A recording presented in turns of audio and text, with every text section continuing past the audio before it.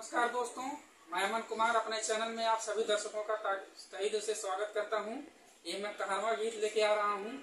कैसा लगा comment box में हमको जरूर बताइएगा। अरे सुगना रे बेईमानवा, अरे काहे ना लिए मोर गवानवा। सुगना रे बेईमानवा, काहे ना लिए मोर गवानवा।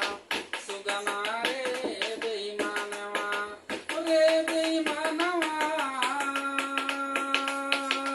रे बेईमानवा। सुगना रे बेईमानवा, काहे ना लिए मोर गवानवा। सुगना रे बेईमानवा, चारा महीना राजा गरम के दिनवा हो। चारा महीना राजा गरम के दिनवा। चारा महीना राजा टप टप जुएला पसीनवा।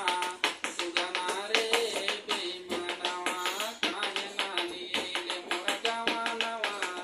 सुगना रे बेईमानवा, काहे ना लिए मोर गवानवा। सुगना रे बेईमानवा, ओ चारा महीना राजा बरखा के दिनवा हो। चारा महीना राजा, ओ चारा महीना राजा बरखा के दिनवा हो।